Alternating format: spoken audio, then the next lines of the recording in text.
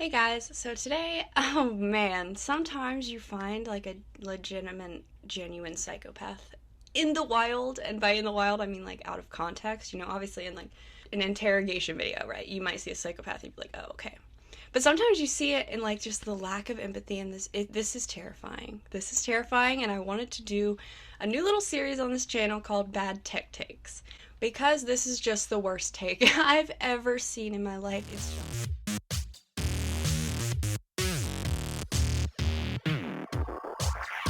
It's shocking. It will shock you.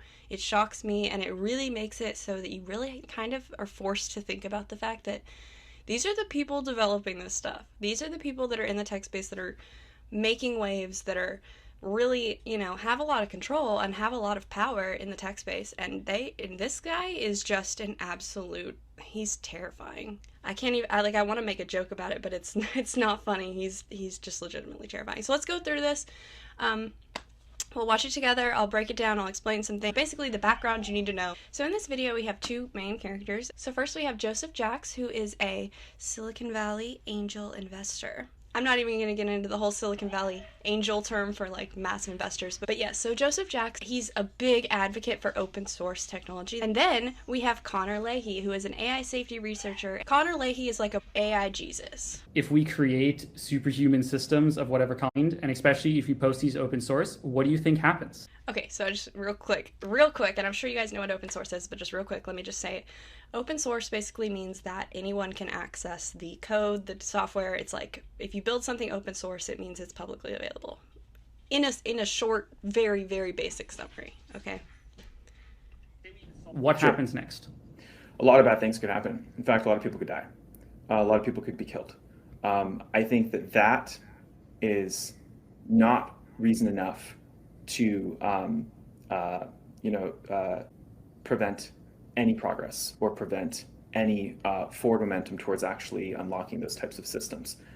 Is that shocking or what? Like, what the actual the matter with you, dude? I mean, even if clearly he lacks a bit of empathy, he lacks a bit of normal human empathy, which is okay.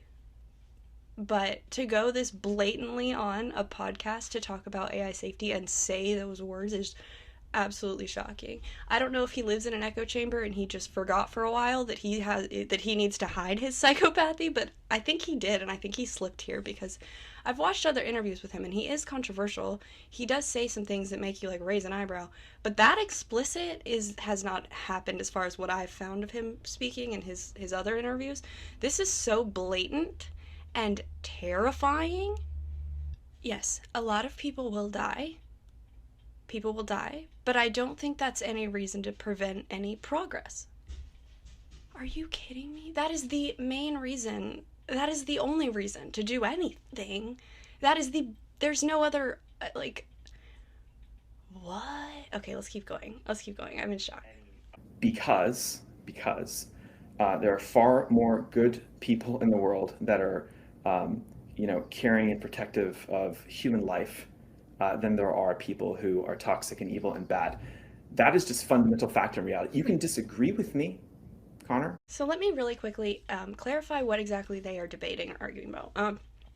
Joseph Jax is, like I said, he's a very big proponent of open source technology. He wants everything to be publicly accessible, and the reason for that is not because he's necessarily a big believer in open source. I mean, he is, but he also is heavily invested in all open source companies. His entire investment portfolio is in open source companies. That means, aka, his entire net worth is based on things being open source. So I don't want you to take his argument, hear his argument, because there is an argument for open source technology, absolutely. This ain't it, but he has millions and millions of, almost all of his millions of dollars tied into open source technology. So I do want you to know that that's where he's coming from. His job, he's an investor. He is a Silicon Valley angel. Lucifer was an angel, bro. And then Connor Lahey is arguing that we should not have these models that are capable of or able to kill people and be used in such dangerous ways, in ways to completely, literally, like, kill massive amounts of people. We're talking critical infrastructure attacks. If you allow these systems, you allow this code, all that, to be open source, to be able to be used by or implemented into anyone and anything, you put it in the hands of bad people. Now, his argument is that, well, yes, you put it in the hands of bad people, but you're also putting it in the hands of good people, right? So what's the problem? But the thing is, you're not factoring in the impact of the weapon, the value of the weapon you're talking about here. But that is fundamental base fact in reality. Otherwise, if that weren't the case, we would already have a lot of nuclear bombs going off between the 1960s and the mid close to the early mid 2020s. Like it just would be a very different reality than we've lived in for the last several decades, where we have already had. He's looking at this guy like, is this serious? Is this actually happening? I love Connor Lahey so much. He is my icon. He's my Silicon Valley angel. Enormous risks to human life on planet Earth. It just is the case. So again, going back to the beginning, I do believe a lot of people will be killed by this technology. Terrorists already use open source technology to murder other people, and it just is what it is. If discrimination were introduced in open source and sort of ethical use licenses were propagated in all of technology, the technology industry would not be where it is. Oh my God, did you hear that? Do you see his face? Okay, look at his face. Look at my face. What the actual heck? He said, I do believe a lot of people will be killed by this technology. Terrorists already use open source technology to murder other people, and it just is what it is. He said, yeah, it just is the case that people will be killed by this technology. Terrorists already use open source technology to murder people. And it just is what it is. The end of humanity? Yes, but it is what it is. Sorry, what, dude? Oh my God. And you have to remember where he's coming from. If you have any sort of empathy in your system, your body, you're gonna hear this and think, what the actual fuck? They let this mask slip so freaking hard in this interview. He completely lost it. I don't know if he's high or I don't know what he's doing. I don't know why he thinks that he can get away with saying shit like this, because the thing is, we know where his money is. We know his money is in open source technology. So we know that any effort to create or go against that, or kind of, as a safety researcher, say, no, we cannot give this technology to the terrorists. And he's like, well, why not? But like, the fact is, why not is because all your money is based on that. All your investments are based on that. And there are good arguments for open source technology. This is not one of them. Like I said, he really let his mask slip here. He's the one founding, though. He is a serious, huge investor. He has bags of money that he's throwing into projects. And I don't want necessarily absolutely any project that he approves of realizing at all. I think what we're seeing is somebody who is really disconnected and has been kind of in a tech bubble as a rich Silicon Valley tech investor. He's been in this bubble with people who think like him, that he forgot for a minute, I think, how much of a psychopath he is, that he can't just say things like this. Yeah, it might kill everybody and terrorists use it, but it is what it is. Who says that? What is the matter with you, bro? No. That is just a fundamental reality. And by the way, enforcement mechanisms for that are next to impossible, because the world of bits is untethered from the world of atoms in terms of how laws are actually enacted and enforced. So these are just Okay, again, these are all nice platitudes, but I don't think what happens? May I? Sure. He's like, can I? Question, excuse me, did you just say people will die and it's fine, like you're fine with it? This thing that you just acknowledged will kill many people and pose an existential threat to humanity, you just said that. You cannot compare that to a GitHub repo, bro. What are you talking about? Stop. The reason we did not get nuked is because not every sociopath had access to nukes. If you gave a home nuke to every person on the planet, we would have gotten nuked. The fact we didn't got nuked is because of regulation. It is because things were centralized. I love Connor Lahey so much. He's so good. He's fucking exactly, dude. That is exactly what prevented the world from getting nuked. And we almost did. There were at least 2 close calls where we almost did get nuked. Maybe 3, depending on how you count. In other timelines, we got less lucky. The fact we didn't get nuked is a miracle. It is not something we should rely on. as something that will continue to be true in the future. We got lucky. We got lucky that there were good people in good positions trying very, very hard to prevent us from getting nuked. I cannot even in this video make any better argument than he just made right now.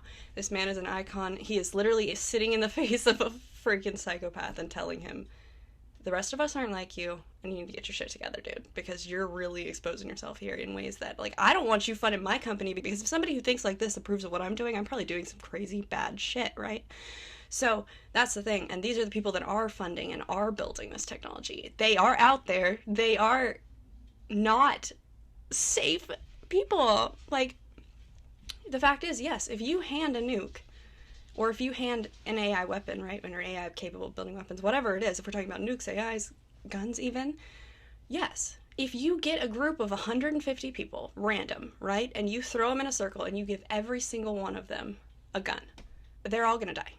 Every single one of them will die, right? If you took 150 random people, there's a high enough chance that at least one of those will be a sociopath, and even if they're not, at least one of them will use that weapon on somebody else, and then therefore you end up in chaos and everyone dies. It just is what it is. You cannot give everybody the same weapon. It's not, especially a weapon that powerful, right? Because, yeah, if you give everyone access to a home nuke, everyone access to a home bomb, everyone access to something, there's one crazy fucker out there who's gonna kill everybody, of course, always. I'm showing you one right now, who literally does not value human life over his bottom line, who does not value human life over progress. And the problem is, without human life, there is no progress. There is no progress to experience or to evaluate. To prevent us from getting nuked. This was a miracle, and we should be thankful for all the people who did this, because they didn't have to do this. And in other worlds, things went differently. And we can't rely on luck when it comes to these kinds of things. We're developing new kinds of technologies like this, which you yourself say will kill many people. Do you know who that is now? Do you know who that person is that is sitting there trying as hard as they fucking can to prevent us from getting nuked? Lahey. Lahey. And I am thankful to him. If you think this technology will kill many people, I have a crazy suggestion. Don't do that. Really? What do you mean? Just don't do that. Disagree. I mean, Disagree. Any. He said, if you know it's gonna kill many people, just like, I have a suggestion, don't do that. And he's like, disagree. I can't argue with this. This is like trying to go argue with, like, you can't, because he just doesn't, he's not normal. This man is not, like, normal. I'm gonna do a deep dive on him if I can find anything. I'm trying to find anything on him. I can't find anything. I know that he's involved in some sketchy shit because of his ideas. These ideas don't come from nowhere. You didn't just start here in this podcast being crazy. You've been crazy. So I feel like there's some shady shit in his past, and I'm trying to do a deep dive on him, and I cannot find anything after before 2015. So I know he invented Cube, or he was one of the founders of KubeCon, which is pretty impressive. He was one of the founders of that, and then he went and worked at a couple of companies. I can't find anything before 2015, and this man is old. Like, I looked at his LinkedIn. That says he went to Pepperdine, that he graduated Pepperdine in 2002 with a degree in music theory, and then there's nothing before, there's nothing after, until, he invents KubeCon. So it's like, how did you get from music theory to KubeCon? And what's in between? I'm going to try to figure it out, but he's not a public figure, so there's not a lot of information out there on him, and he's also not super famous, and he's got a very common name, like, not a super common name, Joseph Jax, but Jax is a pretty common name, Joseph is a very common name, so it's like, he's hard to search, he's hard to investigate, but I do plan on looking into him because I have suspicions. Advanced new technology can be used for utility and helpful things, and it can also be used to kill people. I can murder someone with this, TV controller, right? Like, does that mean we shouldn't invent TV controllers because there's a non-zero, non-falsifiable chance that the TV controller can be used to murder another human? Well, no, because yes, you can kill one person with a TV controller, but you cannot exterminate the entire planet with a TV controller, so there's a little bit different. TV controller, right? Like, does that mean we shouldn't invent TV controllers because there's a non-zero, non-falsifiable chance that the TV controller can be used to murder another human? Maybe one, maybe one that you have access to. And that person, I have to say, for being alone in a room with you, should have known better, right? But I would not trust this man with a TV remote. I definitely do not trust this man with the future of humanity. So I just wanted to do this. I thought this was a great first episode of Bag Tech Takes, where we get to see a mask slip, which is so interesting. I'm into psychology, that's my thing. I just where psychology and AI kind of intertwine, and this is that. You see a developer, you see a seriously genius developer, a super smart guy who is obviously very, very, very tech capable and educated, but at the same time is not somebody that we want even investing in these things and being called an angel. Why are these Silicon Valley angels are like straight up sketchy? Not all of them. Not all of them. Some of them are angels, but Connor Lahey is an actual angel for doing this interview, for being able to get this guy, just through his facial expressions, just to get this guy to completely let it slip, completely expose himself as just somebody that we do not want anywhere near this shit. I don't want this man anywhere near technology. I don't want this man regulating what's open source and what's not, because he does not value human life. So yeah, I thought this was interesting. Thank you so much for watching. I hope you have a great day. Please be safe out there. Subscribe to my Patreon if you want to support me. Link is below. And I'll see you next time. Be safe out there.